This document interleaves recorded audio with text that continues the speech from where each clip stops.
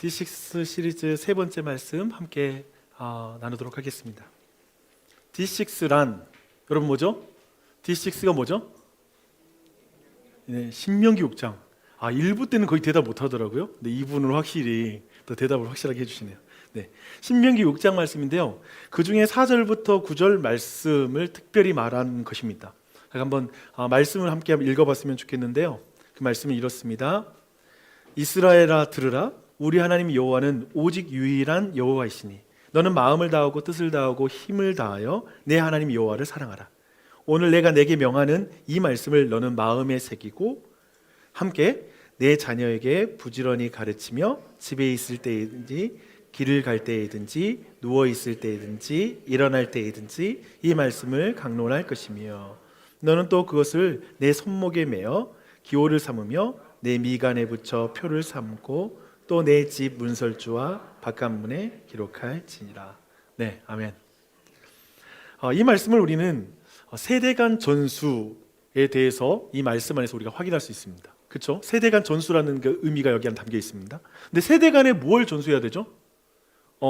집도 전수해야 될 것이고 그리고 자동차도 전수할 수 있을 것이고 하겠지만 오늘 본문 말씀에서는 내가 내게 명한 말씀이라고 말합니다. 모세가 이스라엘 백성에게 전수한 말씀을 너는 누구에게 전하라고요?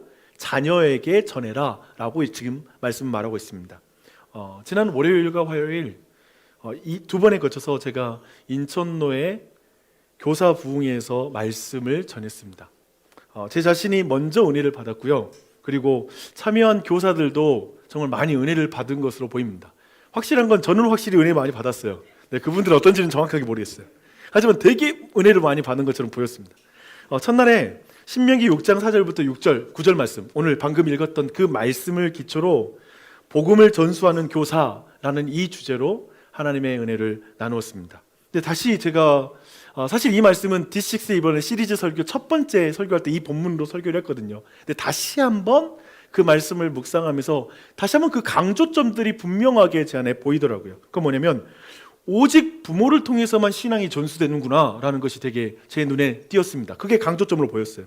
그래서 첫날 이제 선생님들 다 시작하는 그 즈음에 이제 선생님들에게, 교사들에게 이제 이렇게 말씀을 전했습니다.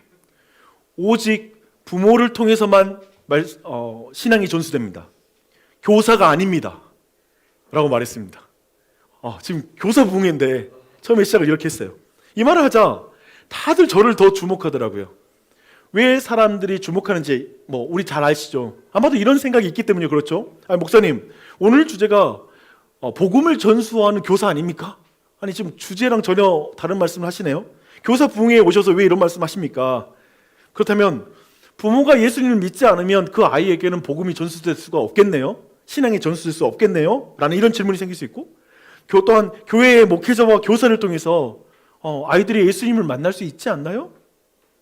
안 그러면 싱글 교사들은 최악이네요. 아직 결혼하지 않는 교사를 통해서는 전혀 뭐가 전달될 수 없겠네요. 이런 질문이 생길 수 있을 거예요. 그래서 모두가 설명을 요구하는 얼굴이었어요. 딱 한번 무슨 말 하지? 더 귀를 기울였습니다. 여러분도 지금 귀가 기울여지시죠? 그렇죠?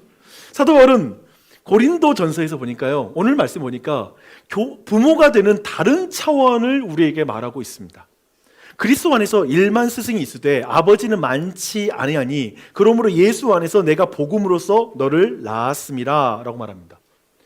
사도는 자신이 고린도 교회 곧 고린도 신자들을 복음으로써 낳은 아버지라고 주장합니다. 그러니까 우리는 아이를 출생할 수 있는 방식이 여러 가지예요. 우리의 배로, 그렇죠? 아내가 그 자궁 가운데 아이를 두다가 우리가 육체적으로 낳을 수 있는 방법도 자녀를 낳을 수 있는 방법인데 지금 성경은 두 번째 다른 방식을 말하고 있어요.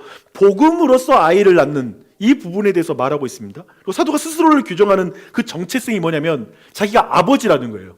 이 아버지라는 정체성을 분명히 가지고 있습니다. 14절도 더 한번 보십시오. 지금 이 편지를 아버지의 마음으로 쓰고 있다는 걸 말하고 있습니다. 보면 내가 너희를 부끄럽게 하려고 이것을 쓰는 것이 아니라 오직 너희를 내 사랑하는 자녀같이 권하려 하는 것이니라. 그러니까 지금 이 편지를 쓰고 있는데 이 편지 내용을 너희가 내가 아버지를 쓰고 있다, 아버지라는 정체성으로 쓰고 있다는 걸 망각하면 사실 오해할 수 있다. 마치 너희들을 부끄럽게 하려고 이걸 썼다라고 느낄 거야. 하지만 내가 아버지로 쓰고 있으니까 오해하지 마 라는 이런 의미를 또한 가지고 있죠. 17절을 보십시오. 근데 이번에는 그가 디모데라는 젊은 사역자를 또한 이렇게 말하고 있습니다. 이로 말미암아 내가 주 안에서 내 사랑하고 신실한 아들 디모데를 내게 보내었노니. 그러니까 디모데라는 한 그 사역자를 나의 사랑하는 아들이라고 이렇게 지금 묘사하고 있습니다. 그렇죠? 아버지라는 정체성이에요. 분명히 확인하셨죠? 사도는 스스로를 아버지라는 정체성으로 규정하고 있고 피 한 방울 섞이지 않은 이방인 교회, 이방인 그 사람들을 내 아들, 내 딸이라고 이렇게 지금 말하고 있습니다. 근데요, 말씀 보니까요, 특별히 그는 그 아버지라는 정체성과 스승이라는 정체성을 대조해서 보고 있는 걸 우리가 발견할 수가 있습니다. 이 의미를 이해하려면, 지금 이 의미를 이해하려면 사실 고린도 교회가 처한 상황을 여러분이 좀 이해할 필요가 있어요. 사실 고린도 교회가 가지고 있는 문제는 현대 교회가 가지고 있는 모든 문제를 다 가지고 있는 교회가 고린도 교회였습니다. 그러니까 고린도 교회는 사실상 종합병동과 같은 그런 교회예요. 근데 그 중에 하나가 뭐냐면 교회 안에 분파가 있었습니다. 그리고 그 분파 사이에 분쟁이 있었습니다. 다투는 것이 있었습니다. 얼마나 심각했는지 사도행전 1장에서 가장 먼저 언급하는 문제가 이 문제예요. 분리와 분파와 분쟁의 문제. 일반적으로 우리가 만약에 어떤 문제가 너무 많은데, 그러니까 병원에서 병명이 너무 많은데 가장 먼저 가장 아픈 문제를 말한다면 지금 이 문제가 가장 심각한 문제라고 여러분이 보시면 돼요. 근데 이 문제를 이렇게 언급하고 있습니다. 내가 이것을 말하거니와 너희가 각각 이르되 나는 바울에게, 나는 아볼로에게, 나는 게바에게, 게바가 베드로죠. 베드로에게, 나는 그리스도에게 속한 자라 한다는 것이니. 그러니까 교회 안에 지금 이렇게 여러 영적 지도자들로 크게 4개의 지도자들로 나누어서 분파가 생겨 있고 분쟁이 일어나고 있다는 것이죠. 근데 되게 여러분 재밌는 거 알아세요? 교회 안의 분쟁은 되게 흥미로워요. 교회 안의 분파는 되게 흥미로워요. 뭐냐면 여러 지도자를 통해서 은혜를 경험한 것에서 지금 분파가 시작돼요. 근데 은혜가 틀렸다는 말은 아닙니다. 뭐가 틀렸는지 보실게요. 뭐냐면 사람들이 자신이 은혜를 받은 방식과 통로가 된 사역자를 고집하는 경향을 띠는 것으로 문제가 되는 거예요. 그러니까 이건 늘 문제가 돼요. 은혜가 문제는 아닙니다. 은혜를 받은 방식, 방법과 그 통로가 된 사역자를 고집하는 것, 그게 교회를 분파를 만들고 분쟁을 만들고 있습니다. 은혜 자체와 하나님이 아니라 방법과 통로를 고집하게 되면 교회는 분열하게 되고요. 그리고 그 가운데 분쟁하게 됩니다. 오늘날 교회에서 일어난 일이 바로 이런 일이에요. 오늘 여기 여러분이 나주시하고 흑신 장로교회에 모이셨잖아요. 방문자도 계시고 그리고 여러 온 교우들이 여기 이 자리에 모였습니다. 여러분 여기 앉아있지만 저는 여러분 모두에게 어쩌면 기억에 남는 은혜를 받는 방법과 통로가 되었던 사역자가 여러분의 마음에 있다는 걸 잘 알고 있어요. 그리고 여러분이 심지어는 새로운 교회에 와 있지만 여전히 여러분이 받았던 그 은혜의 통로와 그 방식이 이 교회 안에 잘 구현되고 있는지 안 되고 있다면 그것이 늘 불만일 수 있고요. 또 한편에 이 교회는 나는 내가 추구하는 그런 은혜의 방법과 그리고 통로가 되는 사역자 모습도 내가 생각하는 모습이야 라고 하기 때문에 여러분이 이 교회를 좋아하는 것일 수도 있습니다. 어떤 그런 것과 여러분 연결되어 있다는 것이죠. 그래서 그것을 고집하는 대화가 저는 교회 안에 교인들이 따로 모이면 정말 왕성하게 이런 방식으로 일어나고 있다는 걸 잘 알고 있어요. 여기에 이렇게 모임이 이런 거죠. 야, 나는 이찬수야. 이찬수 목사야. 너무 은혜로워. 야, 나는 조정민이야. 조정민 목사. 야, 난 박영선이야. 얼마나 은혜로운지 몰라. 그리고 이 중에 또 아주 중요한 그런 발언하신 분이 계셔. 난 박용주야. 박용주야. 뭐 이런. 그래도 우리 교회 담임 목사님인데. 또 이 자리에 어떤 사람은 야, 난 찬양파야. 난 찬양을 통해서 은혜 받는 걸 너무 좋아해. 난 말씀파야. 근데 이 말씀파가 두 가지로 크게 나눠져요. 난 큐티파야. 난 통독파야. 뭐 이렇게 또 나누어집니다. 얼핏 뜨면 되게 우스개 이야기처럼 보이지만 교회가 어떠한 결정을 하고 어떤 방향을 결정할 때 자기가 은혜 받은 방식과 그리고 통로가 된 어떤 사역자에 대한 어떤 그림들은 실제 교회 생활에 엄청난 영향을 줘요. 때로는 그것들이 분쟁을 만들기도 해요. 다툼을 만들기도 해요. 그렇죠? 흥미롭죠? 재밌는 게 교회는 어떤 경건의 모양과 거리가 먼 모습으로 교회가 분파가 만들어진 게 아니라 되게 경건의 모양과 관련된, 되게 은혜 받은 방법과 그 통로가 된 사람에 대한 선호, 그걸 고집하는 경향으로 교회의 의견이 갈리기도 하고 다투기도 한다는 걸 여러분 주목하실 필요가 있습니다. 근데 이런 경향성, 곧 은혜를 받은 방법과 통로를 고집하는 경향성은 사실상 모든 사람의 세포에 DNA로 새겨져 있는 것입니다. 그래서 오늘날의 일명 교회 안에 팬덤 현상이 일어나고 있어요. 아실 거예요. 팬덤 현상. 이게 여러분 기술의 발전 가운데, 미디어 기술 발전 가운데 이 팬덤 현상이 전국적으로 일어나요. 과거에 저는 오카는 목사님의 설교를 들을 수 있는 방법은 많잖아요. 현장에 교회를 가야 돼요. 아니면 현장에 가서 테이프를 구입해야 됩니다. 근데 지금은 어디서나 우리는 한국의 최고의 설교자들, 아니면 여러 다양한 교회들, 여러 지역에 있는 사람들의 설교를 다 들을 수 있고요. 그 안에 팬덤이 만들어지고 있어요.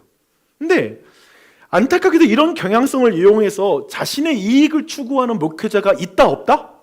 있다 없다? 있다. 있을 것이다 라고 충분히 생각할 수 있어요. 이 또한 죄인의 본성에 해당하는 것입니다. 이것이 얼마나 분별하기 어려운지 몰라요. 잘 보십시오. 사도 바울은 지금 그리스도파를 이 분파에 포함시키고 있다는 게 되게 신기하잖아요. 그리스도파. 쉽게 말하면 이 파는 이런 거예요. 야, 교회에 사람 보고 다녀? 교회에 사람 보고 다녀? 왜 그렇게 게바파, 아볼로파 뭐 이렇게 말해? 바울파. 말도 안 돼. 교회는 사람 보고 다니는 것이 아니야. 우리는 그리스도파야. 우리가 그리스도에게 속한 거지 말이야. 무식하게 말이야. 사람에게 속하고 말이야. 우리는 예수 그리스도파야 라고 말하죠. 제가 이 대목에서 엄청난 두려움을 느껴요. 그러니까 이 대목에서 분별하기 되게 어렵다는 거예요. 옳다고 말하는 것이 누군가를 소외시키고 무시하는 교만이 될 때 하나님의 책망을 피할 수가 없습니다. 심지어는 그리스도파다라는 것으로 또다시 하나의 파를 만들어서 끼리끼리가 되어서 교회 안에 발언권을 갖고 뭔가 움직이는 움직임이라는 거예요. 이거에 대해서 지금 책망하는 거예요.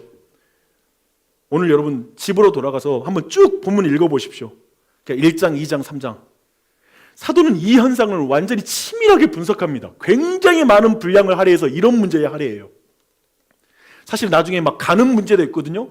가늠 문제, 이런 문제 심각한 문제잖아요. 도덕적 문제. 이런 부분에 있어서 그냥 크게 많은 분량이 차지하지 않아요. 그만큼 이 주제가 어려워요. 4장 3절을 보십시오. 너희에게나, 이게 이제 쉽게 말하면 팬덤 현상의 결과인데요. 어떤 현상인데 이런 현상이에요. 너희에게나 다른 사람에게나 판단받는 것이 내게는 매우 작은 일이라. 나도 나를 판단하지 아니하노니. 그러니까 뭐냐면 고린도 교회 안에서 설교자를 평가하는 문화가 팽배해요. 그리고 교회 안에서 모든 설교자와 가르치는 자들은 끊임없이 회중들의 반응을 의식하는 거예요. 그 팬들의 반응을 계속 의식하지 않을 수가 없는 거지. 그렇죠?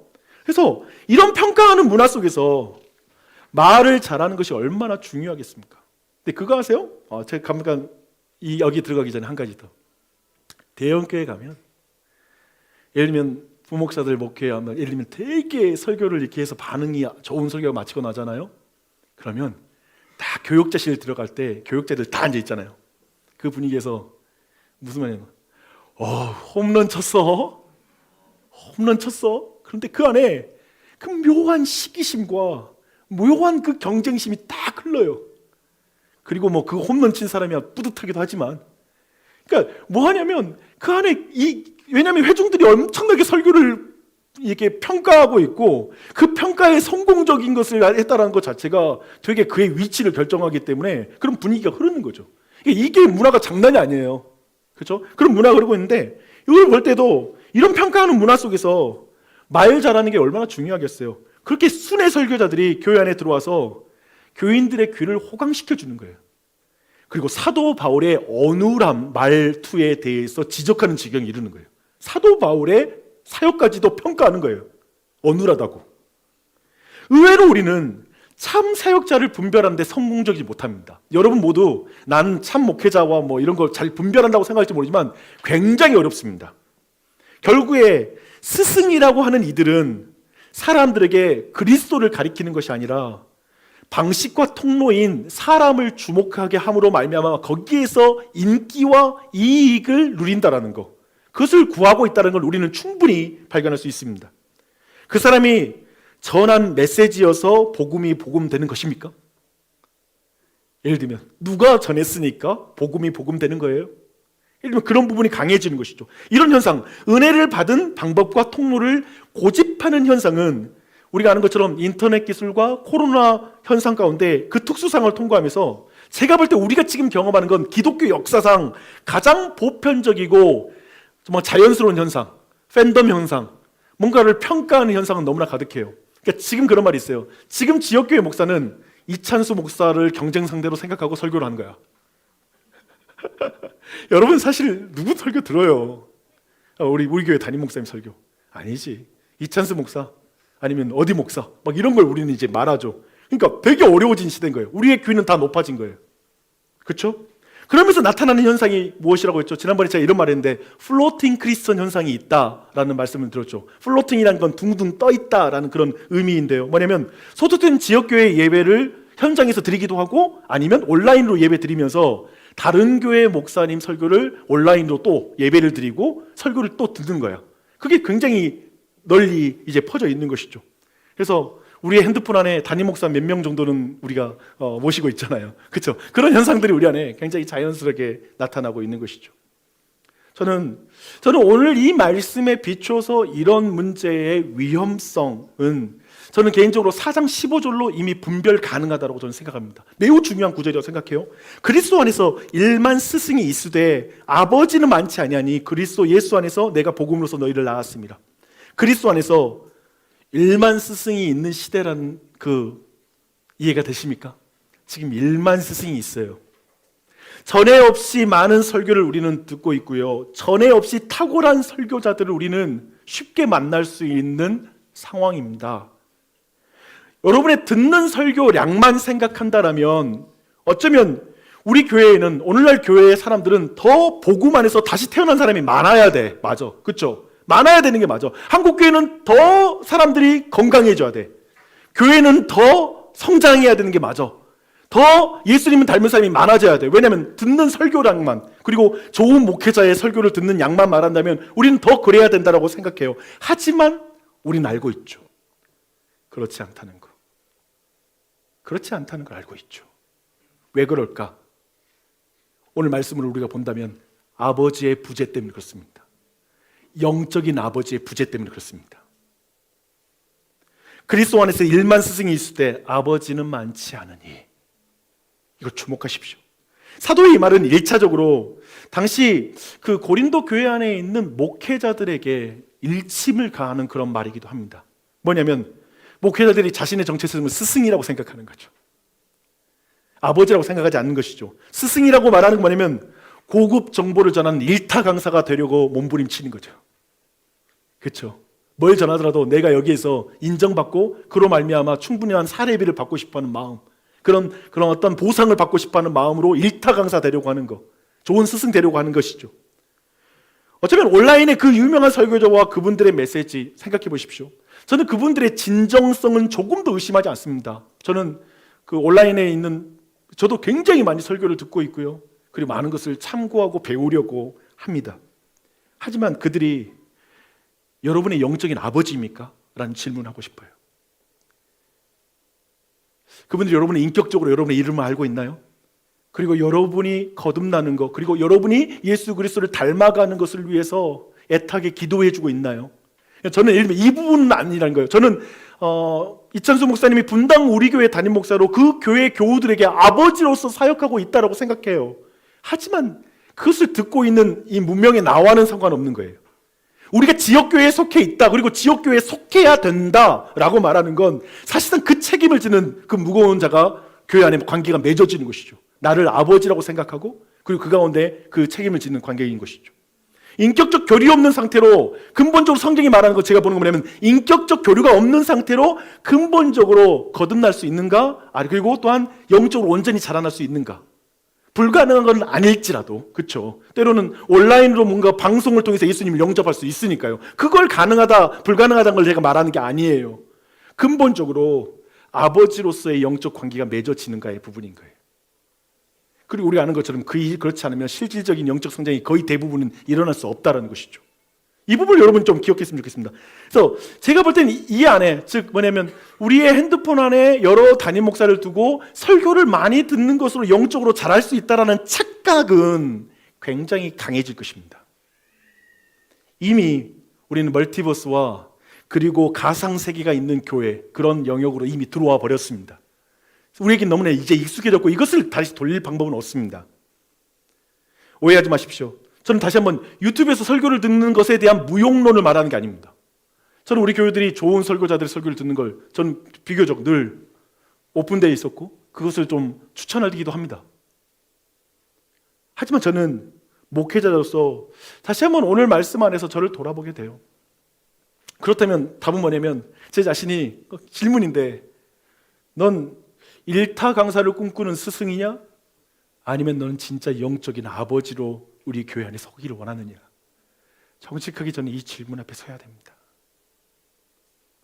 죽을 때까지 저는 이 정체성을 돌아봐야 될 거라고 생각해요. 그런데 저는 여러분이 죽을 때까지 회중으로서 여러분의 정체성을 한번 질문했으면 좋겠습니다. 나는 좋은 학생이 되기를 원하는가? 이 교회에서 내가 좋은 인포메이션, 좋은 어떤 가르침, 다른 데서는 듣지 못했던 어떤 신박한 새로운 정보를 원하기 위해서 이 자리에 앉아 있는가? 아니면 나는 진짜로 하나님 아버지를 닮아가기 위한 영적인 아들로서 정말 영적인, 또 앞에 세운 자를 영적인 아버지로 생각하면서 그 가운데 주신 하나님의 말씀을 들으려고 하는가?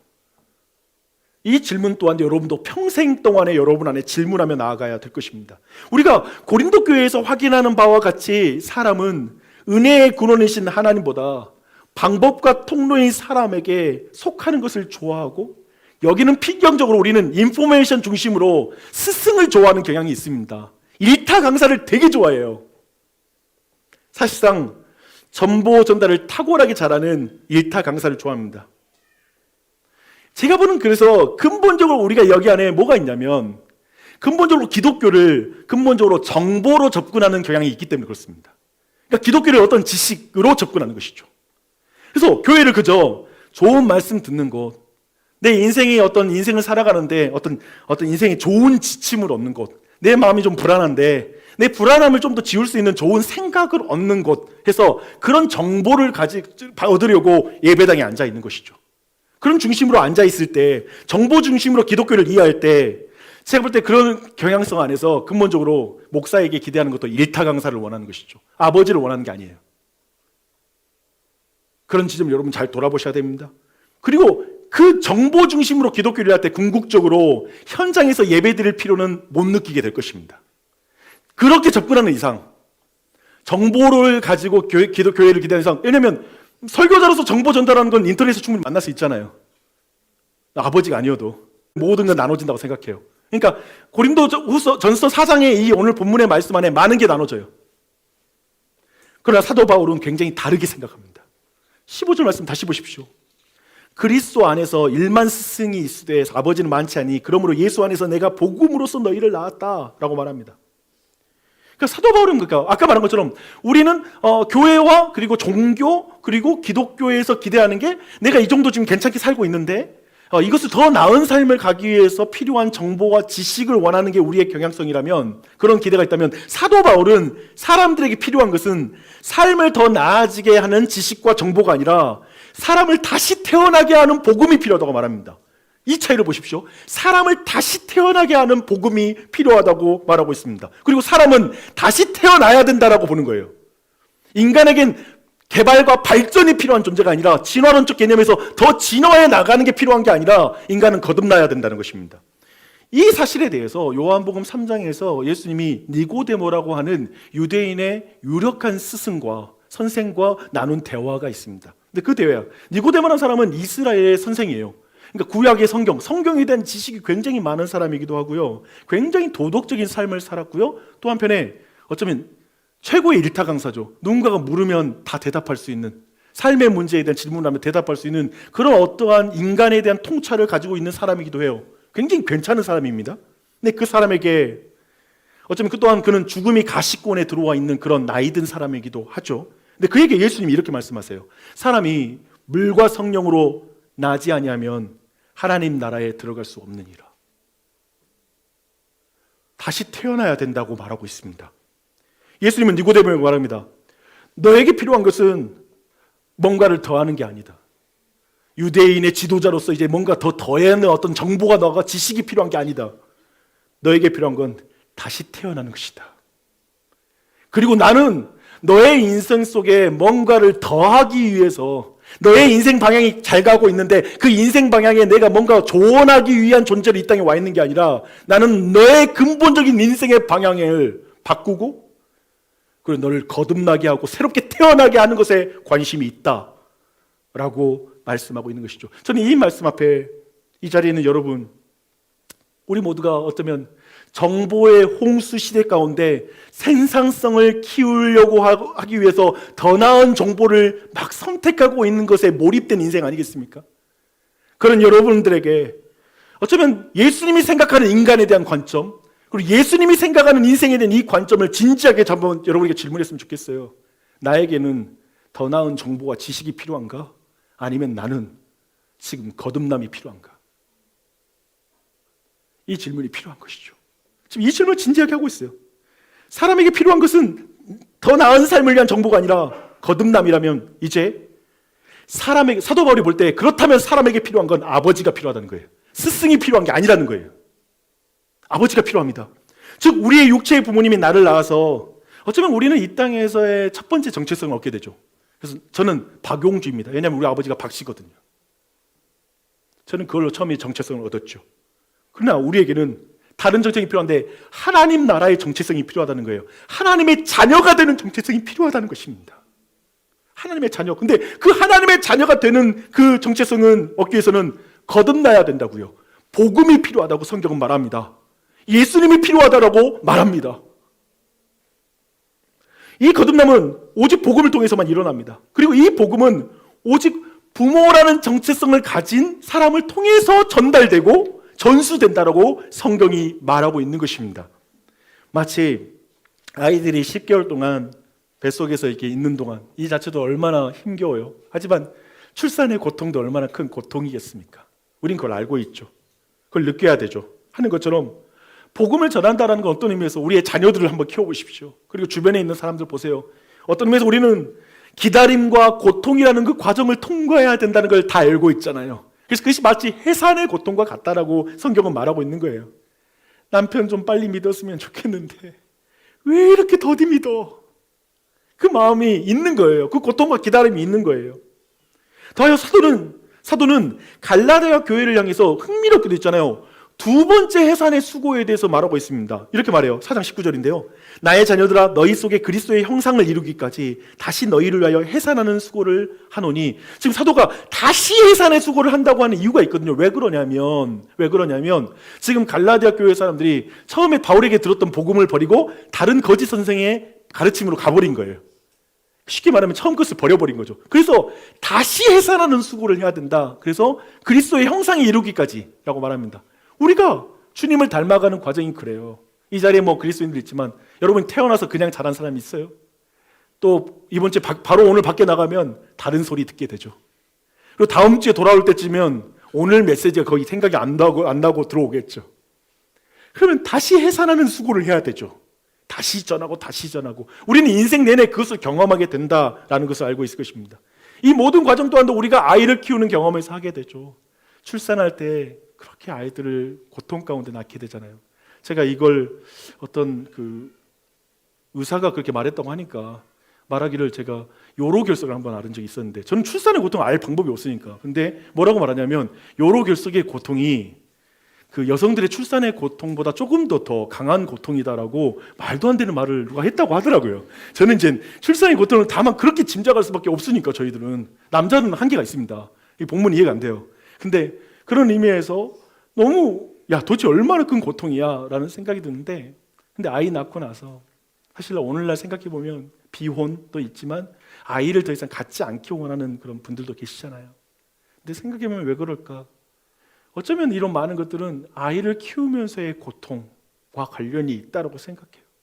아이를 키우면서 얼마나 고통스러워요. 때로는 그 아이가 내가 생각하는 대로 안 자라주잖아요. 그러니까 그런 부모들을 만나요. 아이들로 인해서 정말 눈물로 지새우는 그런 부모들을 보게 돼요. 그거 보고 있으면 이건 해산의 고통보다 더한 고통이다. 이제 아이는 그냥 이렇게 잠깐 몇 분, 1시간, 2시간, 3시간 정도 고통 느끼고 나와버리면 됐는데 사라지는 고통인데 얘는 낳아놓고 느끼는 아이에 대한 고통은 정말 한이 없는 것이죠. 그 고통을 보는 거예요. 그런 의미에서 지금 근본적으로 이런 해산의 수고와 그 방불한 고통을 또 느껴야 된다면 이 일은 스승이 이 고통을 감내해낼 수가 없는 거예요. 그러니까 자기의 정체성을 스승이라는 정체성, 선생이라는 정체성을 가지고는 이 고통을 누가 감내해요? 오직 아버지라는 정체성, 어머니라는 정체성을 가진 자만이 이 모든 수고와 고통을 감내해낼 수 있다라고 말하고 있는 것이죠.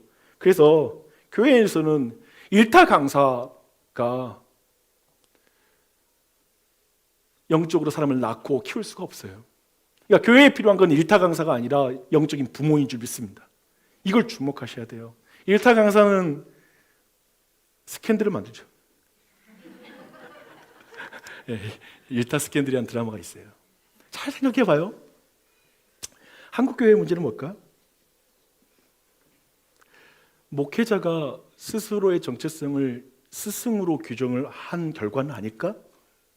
그래서 스캔들이 만들어지는 건 아닐까? 만약에 스스로를 영적인 부모라고 생각했다면 사실 많은 문제는 다 사라지는 것이 아닐까? 맞죠? 그렇게 우리는 볼 수 있을 거예요.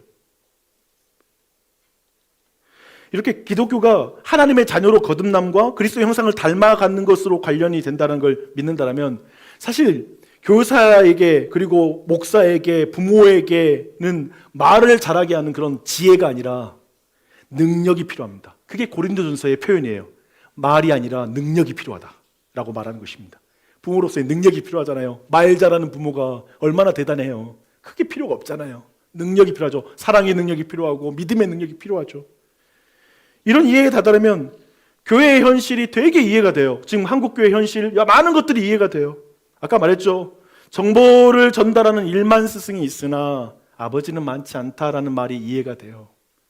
솔직히 말하면 그냥 목회자가 없다, 아버지 같은 목회자가 없다라고 그냥 말하는 것만 문제가 아니라 진짜 내 아이에게 내가 진짜 영적인 아버지가 되고 있냐, 어머니가 되고 있냐라는 질문부터 교회 안에서 우리가 진짜 다른 자녀를 볼 때 영적인 부모로 서 있는가, 이런 질문도 같이 해야 될 것입니다. 우리 시대에 교회에 필요한 것은 일타 강사가 아니라 아버지가 필요합니다. 설교의 홍수 속에서 유튜브로 계속 설교를 듣는 것, 그 듣는 게 중요한 것이 아니라 영적인 아버지와 자녀의 인격적인 관계를 맺는 게 중요합니다. 속지 마십시오. 유튜브에 속지 마십시오. 그렇다면 성경이 말하는 교회는 저는 이렇게 생각해요. 부모가 많은 교회인 것 같아요. 그러니까 좋은 교회는 뭐냐면 부모가 많아. 그러니까 아이들의 입장에서 교회 오면 자신을 부모처럼, 자녀처럼 대하는 그런 어른들이 많은 교회. 그 교회가 좋은 교회예요. 마을 모임에 가니까 부모가 많은 거야. 누구야? 왔어? 잘 왔어. 이름 불러가면서 안아주고 올 때마다 힘내라고 말을 해주는 그 부모가 많은 마을 모임. 교회 학교 부서에 가니까 거기에도 선생님들이 자기 정체성을 부모라고 생각하는 거야. 오면 내 새끼들 왔어? 최근에 제가 이 표현을 되게 많이 기도할 때, 하나님 어떤 의미에서 제가 우리 교회 내 새끼들 그리고 내 어떤 아이들이라는 표현을 써보는 거죠. 아까 설교를 일부 예배 딱 하고 났는데 갑자기 우리 자매님 중에 한 분이 아빠! 저한테 그래가지고 엄청 부담돼가지고 깜짝 놀랐어. 아빠! 분위기 조금 더 가면 분위기가 2단 될 것 같은 분위기야. 이게 설교가 지금 사실 이런 표현들이 우리에겐 되게 거북스러워요. 왜냐하면 막 우리의 영적인 아버지 이런 느낌 들잖아요. 막 김일성 수영 아바이 동지 이런 느낌 들다 보니까 우리에겐 되게 이런 표현이 되게 어색하긴 한데 성경적인 그냥 그 의미로 표현했을 때는 어떤 의미에서 영적인 아버지라고 말할 수 있잖아요. 그런 의미에서. 근데 그 부분 말하는 거예요. 제가 왜 그러냐면 제가 그 마음을 가질 때 달라지니까. 내가 진짜 우리 교회 아이들 볼 때 내 새끼라고 생각할 때 벌써 내 마음이 달라지니까. 내 정체성이 달라지니까 하는 말이에요. 그래서 우리는 교회가 제2의 가정이 되고 그리고 제2의 부모가 많은 교회가 되기를 기도합니다. 그러한 교회가 되는 것이죠. 이와 관련해 제가 개인적으로 한번 나누고 싶은 이야기가 있어요. 제 아내 박혜은 씨 이야기인데요. 우리 아내는 교회를 개척하고 지금까지 제 삶에서 가장 큰 동역자이죠. 아이 넷을 키우면서 돌아보면 교회가 성장 과정마다 역할을 바꿔가면서 사역했어요. 저는 담임 목사로 사역했거든요, 계속. 근데 우리 아내는 안 그랬어요. 취약전 아이들이 많아지니까 유치부 사역자가 되었습니다. 근데 유치부 사역이 딱 세워지고 나니까 그 다음부터는 초등부 사역자가 됐어요. 뭐 사역자를 우리가 충분히 구할 수 있는 상황 아니니까 그때마다 위치를 바꿨어요. 사역자가 구해지지 않으면 또 그 부서 맡았어요. 우리가 사역자가 그때 구해지는 거 아니잖아요. 그러면 그때 또 사역자 투입. 오늘도 박조돈 조사님 신혼여행 가니까 유치부 가서 설교해달라. 바로 투입. 그리고 다음 주까지. 신혼여행 가서 설교 준비하는 거 너무 안 되니까 지금 2주 동안 시간을 이렇게 줬습니다. 어떤 의미에서 사모로서 늘 땜빵하는 사역하죠. 그리고 자기는 막 힘겹게 사역 세워놓고 나서 늘 비워주는 사역, 그러니까 내려놓는 사역들을 했어요. 얼마나 힘이 들었겠어요. 그러니까 아내가 되게 힘들었던 거면 나는 뭐냐, 나의 정체성에 대한 것들이 되게 힘들어했어요. 지금은 예를 들면 여성 사역은 사실상 아내에게 다 부탁하고 하잖아요. 여성들 상담하는 거 제가 직접 개인적으로 상담 못하니까 아내에게 다 부탁해야 돼요. 그런데 참 신기한 게 있었습니다. 제가 한 번씩 예를 들면 부서 가서 이제 아이들 설교를 하게 되는데 한 번 정도 가면 새로우니까 애들 집중할 줄 알았는데 우리 아내가 뭐 설교하면 너무 아이들이 집중을 잘하는 거예요. 그리고 아이들과 선생님들이 되게 저희 아내를 좋아하더라고요. 예전에 이렇게 특별히 이게 꾸준하게 사역하는 경우에는 거의 확실하더라고요. 너무 좋아해. 근데 아내가 내가 놀랬던 게 뭐냐면 작년에 그 초등학교 고학년들 남자 반, 여자 반 따로따로 성교육했거든요. 근데 그 시기에 성교육이라는 주제로 그 아이들을 대한다는 거, 이 보통 일 아닙니다. 여러분이 남의 자식이니까 전혀 신경 안 쓸지 모르겠는데 그러니까 그 아이들이 보통 어려운 애들이 아니에요. 그때 시기에 사춘기가 이제 막 시작돼가지고 성에 대한 주제를 다룬다는 게. 근데 있잖아요. 제가 이제 가봤어요. 애들이 깔깔대고 웃으면서 막 너무 재밌게 지내는 거예요. 막 자기들끼리 친해지고 막 그렇더라고요. 그래서 도대체 아내가 왜 이렇게 손을 대는 사역마다 이렇게 잘 되는 거야? 왜 애들이 저렇게 좋아해? 그런 생각이 들더라고요. 저 궁금했어요. 한번 아내랑 이야기를 했어요. 아내가 처음부터 그런 건 아니었다라는 말을 해주더라고요. 자신도 처음에는 계속 이렇게 땜빵하듯 사역하는 거, 그것이 너무 힘들었고 뭐 자신의 자리는 없고 늘 뭔가 그렇게 비워지는 사역을 하는 것, 늘 여기저기에서 필요한 대로 그냥 쓰고 그 다음에는 거의 관심 안 가져주는 거, 그런 순간이 너무 자기도 힘들었다는 거예요. 그런 정체성의 혼란 속에서 아이들 품는 것도 처음에 너무 쉽지 않았다고 그런 말을 하더라고요. 근데 아내가 자신의 변화의 계기를 이렇게 말해줬습니다. 여보, 근데 내가 정말 큰 변화의 경험이 있었는데 그건 창세기 3장 20절에서 하와라는 이름의 뜻을 배웠을 때야.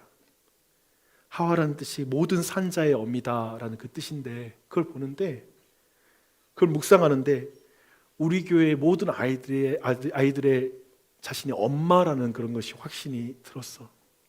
근데 그때 그 이후로 애들 보면 내 새끼라는 생각이 들어. 그리고 그때부터 교회의 모든 아이들 볼 때 내 아이라서 너무 예뻐 보이는 거야. 너무 예뻐 보이는 거야. 그 말을 하더라고요. 그렇죠? 그게 많은 걸 바꿔요. 내가 어떤 정체성으로 서느냐. 그러니까 눈이 바뀌더라고요. 저도 그래서 요즘 뭐냐면 주일이면 아이들 막 불러가며 지나가는 아이들 무조건 잡거든요. 그래서 한번 안아주고 막 이름 불러주며 막 그래요.